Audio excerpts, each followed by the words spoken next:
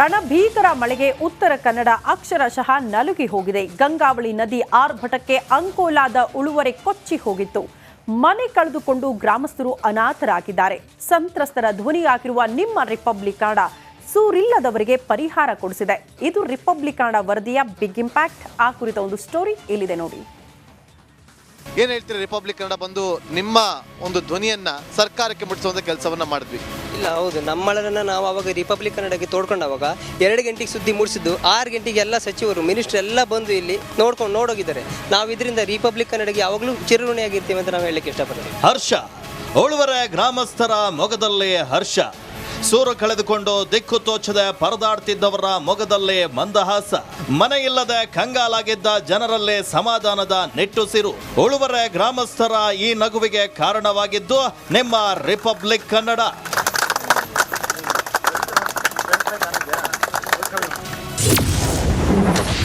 Republic Kannada ವರದಿಗೆ ಎಚ್ಚೆತ್ತ ಶಾಸಕ ಸತೀಶ್ ಸೈಲ್.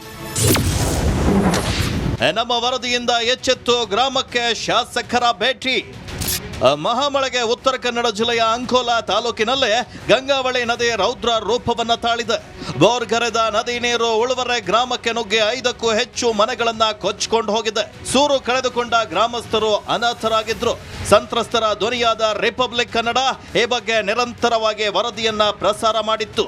ನಮ್ಮ ವರದಿಯಿಂದ ಎಚ್ಚೆತ್ತ ಅಂಕೋಲಾ ಶಾಸಕ ಸತೀಶ್ ಸೈಲ್, ಜಿಲ್ಲಾ ಉಸ್ತುವಾರಿ ಸಚಿವ ಮಂಕಾಳ ವೈದ್ಯ ಹಾಗೂ ಜಿಲ್ಲಾಧಿಕಾರಿಗಳು ಉಳುವರೆ ಗ್ರಾಮಕ್ಕೆ ದೌಡಾಯಿಸಿದ್ರು.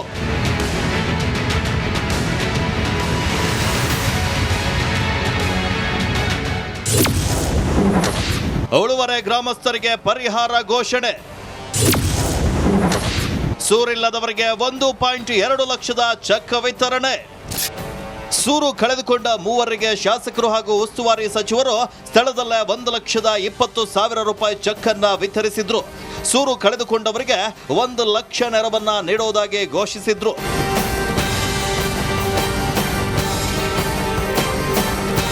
ಏನು ಸಂತ್ರಸ್ತರಿಗೆ ನೆರವು ಘೋಷಿಸುತ್ತಿದ್ದಂತೆ ಉಳುವರೆ ಗ್ರಾಮಸ್ಥರು ಫುಲ್ ಖುಷಿಯಾದ್ರು. ನೋವಿನಲ್ಲಿದ್ದ ಕಣ್ಣುಗಳಲ್ಲಿ ಭರವಸೆಯ ಬೆಳಕು ಮೂಡಿತು. ರಿಪಬ್ಲಿಕ್ ಕನ್ನಡ ವರದಿಗೆ ಗ್ರಾಮಸ್ಥರು ಹರ್ಷೋದ್ಗಾರ ವ್ಯಕ್ತಪಡಿಸಿದ್ರು. ರಿಪಬ್ಲಿಕ್ ಕನ್ನಡಕ್ಕೆ ಧನ್ಯವಾದ ತಿಳಿಸಿದ್ರು. ಉಳುವರೆ ಊರಿನ ಗ್ರಾಮಸ್ಥರ ಪರವಾಗಿ ರಿಪಬ್ಲಿಕ್ ಕನ್ನಡ ಟಿವಿಗೆ ಧನ್ಯವಾದ ಹೇಳಿ ಇಷ್ಟಪಡ್ತೇವೆ. ನೋಡಿದ್ರಲ್ಲ, ನಮ್ಮ ಒಂದು ವರದಿ ಉಳುವರೆ ಗ್ರಾಮಸ್ಥರ ಮೊಗದಲ್ಲೇ ಮಂದಹಾಸವನ್ನ ಮೂಡಿಸಿದೆ. ರಿಪಬ್ಲಿಕ್ ಕನ್ನಡ ಎಂದಿಗೂ ನೊಂದವರ ಪಾಲಿಗೆ ಧ್ವನಿಯಾಗಲಿದೆ. ಕಾರಣ ಇದು ನಿಮ್ಮ ಧ್ವನಿ. ನಾಗೇಂದ್ರ ಬಾಬು, ರಿಪಬ್ಲಿಕ್ ಕನ್ನಡ, ಉತ್ತರ ಕನ್ನಡ. ಸರ್ಕಾರಿ ಜಮೀನಿಗೆ ಪ್ರಭಾವಿ ಉದ್ಯಮಿಯ ಕನ್ನ. ಭೂ ಕಬಳಿಕೆ ಪ್ರಶ್ನೆ ಮಾಡಿದವರ ಮೇಲೆಯೇ ದರ್ಪ ಬೆರೆಯಲಾಗಿದೆ. ರೈತರು ಮಾತ್ರವಲ್ಲ, ಅಧಿಕಾರಿಗೂ ಭೂಗಳ್ಳನ ಬೆದರಿಕೆಯಂತೆ 7 ಎಕರೆ ಜಮೀನು ಖರೀದಿ ಮಾಡಿ 16 ಎಕರೆ ಒತ್ತುವರಿ ಮಾಡಿಕೊಂಡಿರುವಂತಹ ಗಂಭೀರ ಆರೋಪ. ಮಂಡ್ಯದ ಚಂದಗಾಲು ಸಮೀಪ ಸರ್ಕಾರಿ ಭೂಮಿ ಒತ್ತುವರಿ ಮಾಡಲಾಗಿದೆ. ಅದನ್ನ ಪ್ರಶ್ನೆ ಮಾಡಿದ್ರೆ ದರ್ಪ ಬೇರೆ ತೋರಿಸ್ತಾರಂತೆ. ಬೆಂಗಳೂರಿನ ಮೊಹಮ್ಮದ್ ಫಾರೂಕ್ನಿಂದ ಭೂ ಕಬಳಿಕೆ ಆಗಿದೆ ಅಂತೆ. ಅಕ್ರಮವಾಗಿ ರೆಸಾರ್ಟ್ ನಿರ್ಮಾಣ ಮಾಡಿದ್ದ ಈ ಫಾರೂಕ್ ಶಾಸಕ ದರ್ಶನ್ ಪುಟ್ಟಣ್ಣಯ್ಯ ಎಂಟ್ರಿ ಬೆನ್ನಲ್ಲೇ ಒತ್ತುವರಿ ತೆರವಾಗಿದೆ ಅನ್ನೋದ್ರ ಡೀಟೇಲ್ ಸಿಗ್ತಾ ಇದೆ. ಗೋಮಾಳದ ಜಾಗಕ್ಕೆ ಕಾಂಪೌಂಡ್ ನಿರ್ಮಾಣ ಮಾಡಲಾಗಿತ್ತು. ಆ ಮೂಲಕ ಸರ್ಕಾರಿ ಜಮೀನಿಗೆ ಕನ್ನ ಹಾಕಲಾಗಿತ್ತು. ಅಂದ್ರೆ ಅದನ್ನ ಅತಿಕ್ರಮಣ ಮಾಡಲಾಗಿತ್ತು. ತಮಗೆ ಇರುವಂತಹ ಜಾಗ ಬಿಟ್ಟು ಸರ್ಕಾರಿ ಜಾಗ ಅಕ್ಕಪಕ್ಕ ಇರುತ್ತಲ್ಲ, ಅಲ್ಲೆಲ್ಲ ಕಾಂಪೌಂಡ್ ಅನ್ನ ನಿರ್ಮಿಸಿ ಆ ಜಾಗವನ್ನ ಕೂಡ ಅತಿಕ್ರಮಣ ಮಾಡೋದಕ್ಕೆ ಮುಂದಾಕಿದ್ರಂತೆ. ಇದನ್ನ ಪ್ರಶ್ನೆ ಮಾಡಿದ್ರೆ ದರ್ಪ ತೋರಿಸೋದಕ್ಕೆ ಮುಂದಾದ್ರು. ಯಾವಾಗ ಶಾಸಕ ದರ್ಶನ್ ಪುಟ್ಟಣ್ಣಯ್ಯ ಅವರ ಎಂಟ್ರಿ ಆಯ್ತು, ಅತಿಕ್ರಮಣ ಆಗಿರುವಂತಹ ಜಾಗ, ಅಲ್ಲೇನು ಕಟ್ಟಡ ಕಟ್ಟಿದ್ರಲ್ಲ, ಕಾಂಪೌಂಡ್ ಕಟ್ಟಿದ್ರಲ್ಲ, ಅದನ್ನ ತೆರವು ಮಾಡಲಾಗಿದೆ JCB ಮೂಲಕ. ದೃಶ್ಯಗಳ ಸಮೇತ ನಿಮ್ಮ ಮುಂದೆ ಇಡ್ತಾ ಇದ್ದೀವಿ. ಈಗ ನಾವು ಎಲ್ಲರನ್ನೂ ಕರ್ಕೊಬಂದು ಒತ್ತುವರಿನ ತೆರವು ಮಾಡಿಸ್ಬೇಕು. ಯಾರ್ಯಾರು ಇನ್ವಾಲ್ವ್ ಆಗಿದ್ದಾರೆ ಅಂತ ನನಗೆ ಗೊತ್ತಿಲ್ಲ. ಅದ್ರ ಬಗ್ಗೆ ಬೇಡ. ನಾವು ಏನು ನನಗೆ ಬೇಕಾಗಿರೋದು ಇವಾಗಿಲ್ಲಿ ನಮಗೆಲ್ಲರಿಗೂ ಬೇಕಾಗಿರೋಂಥದ್ದು ಸರ್ಕಾರಿ ಜಮೀನು ನಮ್ಗೆ ಉಳಿಸ್ಕೋಬೇಕು. ಅವ್ರ ಜಮೀನು ಅವ್ರು ಯಾರ ಹತ್ರ ತಗೊಂಡಿದ್ದಾರೆ ಅವ್ರು ಯೂಸ್ ಮಾಡ್ಕೊಳ್ಳಿ. ನಾವು ಅದಕ್ಕೆ ತಕರಾರು ಮಾಡಿಲ್ಲ. ಪ್ಲಸ್ ಅದರಲ್ಲಿ ಲೀಗಲಾಗಿ ಅದೇನು ಮಾಡಿದ್ದಾರೆ ಅದನ್ನು ತೆಗಿಸ್ಬೇಕು. ಅವರು ಈಗ ಅಲಿನೇಷನ್ ಮಾಡಿಸ್ಕೊಂಡಿದ್ದಾರೆ, ಅದಕ್ಕೆ ಯಾವುದೇ ಥರದ ಪಂಚಾಯತಿ ಪರ್ಮಿಷನ್ ತಗೊಂಡಿಲ್ಲ. ಇವೆಲ್ಲ ಪರ್ಮಿಷನ್ ತಗೋಬೇಕು. ತಗೊಂಡು ಅಲ್ಲಿ ತನಕ ಏನು ನಾವು ಕ್ರಮ ವಹಿಸ್ಬೇಕು ವಹಿಸ್ತೀವಿ.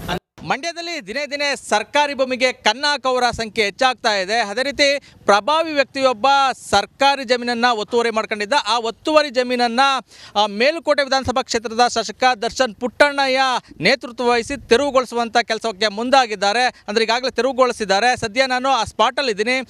ಮಂಡ್ಯ ತಾಲೂಕಿನ ಚಂದುಗಾಲು ಗ್ರಾಮ ಪಂಚಾಯಿತಿ ವ್ಯಾಪ್ತಿಗೆ ಬರುವಂಥ ಈ ಒಂದು ಸ್ಪಾಟ್ನಲ್ಲಿ ಬೆಂಗಳೂರು ಮೂಲದ ಪ್ರಭಾವಿ ವ್ಯಕ್ತಿಯೊಬ್ಬ ಅಂದರೆ ಮೊಹಮ್ಮದ್ ಫಾರೂಕ್ ಎಂಬಾತ ಇಲ್ಲಿ ಅಕ್ರಮವಾಗಿ ರೆಸಾರ್ಟನ್ನು ನಿರ್ಮಾಣ ಮಾಡ್ಕೊಂಡಿದ್ದಾರೆ. ಯಾವುದೇ ಪರ್ಮಿಷನ್ ಇಲ್ಲದೆ ಇಲ್ಲಿ ರೆಸಾರ್ಟನ್ನು ನಿರ್ಮಾಣ ಮಾಡ್ಕೊಂಡಿದ್ದಾರೆ. ಅದ್ರ ಜೊತೆಗೆ ಸರ್ಕಾರಿ ಜಮೀನಿಗೂ ಕೂಡ ಕನ್ನ ಹಾಕುವಂಥ ಕೆಲಸಕ್ಕೆ ಈತ ಮುಂದಾಗಿದ್ದ. ಅಂದ್ರೇನು ಈ ರೆಸಾರ್ಟ್ಗೆ ಹೊಂದಿಕೊಂಡಂತೆ ಇದ್ದಂಥ ಜಮೀನನ್ನು ಗೋಮಾಳ ಅಂದರೆ ಸರ್ವೆ ನಂಬರ್ 94ರಲ್ಲಿ ಸುಮಾರು 107 ಎಕರೆ ಸರ್ಕಾರಿ ಜಮೀನಿದೆ. ಆ ಸರ್ಕಾರಿ ಜಮೀನಲ್ಲಿ ಸುಮಾರು 22 ಎಕರೆಯನ್ನು ಏನು ಫಾರೂಕ್ ಎಂಬವರು ಒತ್ತುವರಿ ಮಾಡ್ಕೊಂಡಿದ್ರು.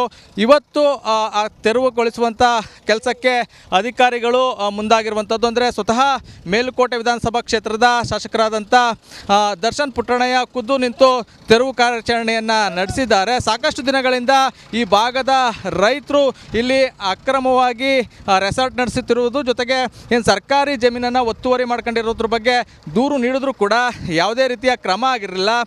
ದರ್ಶನ್ ಪುಟ್ಟಣ್ಣಯ್ಯ ಅವರ ಗಮನಕ್ಕೆ ಬಂದ ನಂತರ ತಹಸೀಲ್ದಾರನ್ನು ಸ್ಥಳಕ್ಕೆ ಕರೆಸಿ ಇವತ್ತು ತೆರವುಗೊಳಿಸಿರುವಂಥದ್ದು.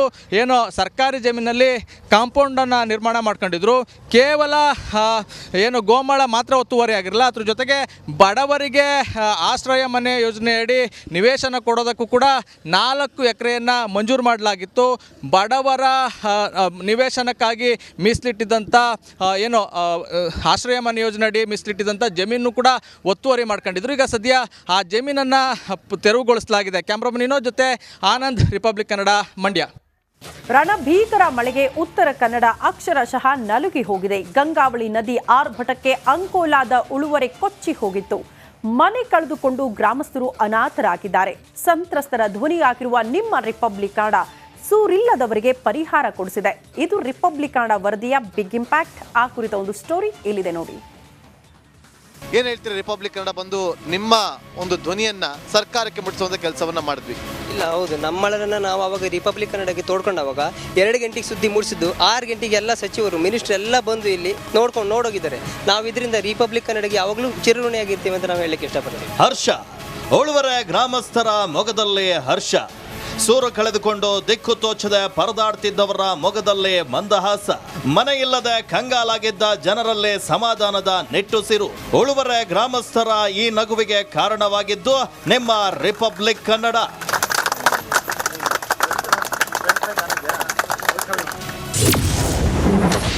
ರಿಪಬ್ಲಿಕ್ ಕನ್ನಡ ವರದಿಗೆ ಎಚ್ಚೆತ್ತ ಶಾಸಕ ಸತೀಶ್ ಸೈಲ್. ನಮ್ಮ ವರದಿಯಿಂದ ಎಚ್ಚೆತ್ತು ಗ್ರಾಮಕ್ಕೆ ಶಾಸಕರ ಭೇಟಿ. ಮಹಾಮಳೆಗೆ ಉತ್ತರ ಕನ್ನಡ ಜಿಲ್ಲೆಯ ಅಂಕೋಲಾ ತಾಲೂಕಿನಲ್ಲೇ ಗಂಗಾವಳಿ ನದಿ ರೌದ್ರ ರೂಪವನ್ನ ತಾಳಿದೆ. ಬೋರ್ಗರೆದ ನದಿ ನೀರು ಉಳುವರೆ ಗ್ರಾಮಕ್ಕೆ ನುಗ್ಗಿ 5ಕ್ಕೂ ಹೆಚ್ಚು ಮನೆಗಳನ್ನ ಕೊಚ್ಚಿಕೊಂಡು ಹೋಗಿದೆ. ಸೂರು ಕಳೆದುಕೊಂಡ ಗ್ರಾಮಸ್ಥರು ಅನಾಥರಾಗಿದ್ರು. ಸಂತ್ರಸ್ತರ ಧ್ವನಿಯಾದ ರಿಪಬ್ಲಿಕ್ ಕನ್ನಡ ಈ ಬಗ್ಗೆ ನಿರಂತರವಾಗಿ ವರದಿಯನ್ನ ಪ್ರಸಾರ ಮಾಡಿತ್ತು.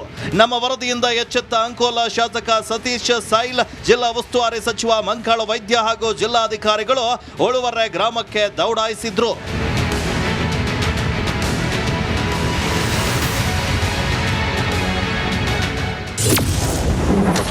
ಉಳುವರೆ ಗ್ರಾಮಸ್ಥರಿಗೆ ಪರಿಹಾರ ಘೋಷಣೆ. ಸೂರಿಲ್ಲದವರಿಗೆ 1.2 ಲಕ್ಷದ ಚೆಕ್ ವಿತರಣೆ. ಸೂರು ಕಳೆದುಕೊಂಡ 3 ಶಾಸಕರು ಹಾಗೂ ಉಸ್ತುವಾರಿ ಸಚಿವರು ಸ್ಥಳದಲ್ಲೇ 1,20,000 ರೂಪಾಯಿ ಚೆಕ್ ಅನ್ನ ವಿತರಿಸಿದ್ರು. ಸೂರು ಕಳೆದುಕೊಂಡವರಿಗೆ 1 ಲಕ್ಷ ನೆರವನ್ನ ನೀಡುವುದಾಗಿ ಘೋಷಿಸಿದ್ರು.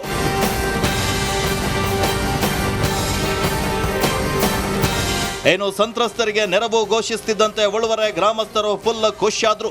ನೋವಿನಲ್ಲಿದ್ದ ಕಣ್ಣುಗಳಲ್ಲಿ ಭರವಸೆಯ ಬೆಳಕು ಮೂಡಿತು. ರಿಪಬ್ಲಿಕ್ ಕನ್ನಡ ವರದಿಗೆ ಗ್ರಾಮಸ್ಥರು ಹರ್ಷೋದ್ಗಾರ ವ್ಯಕ್ತಪಡಿಸಿದ್ರು. ರಿಪಬ್ಲಿಕ್ ಕನ್ನಡಕ್ಕೆ ಧನ್ಯವಾದ ತಿಳಿಸಿದ್ರು.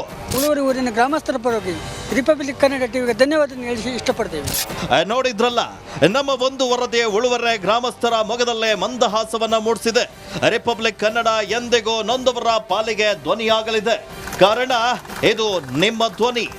ನಾಗೇಂದ್ರ ಬಾಬು, ರಿಪಬ್ಲಿಕ್ ಕನ್ನಡ, ಉತ್ತರ ಕನ್ನಡ.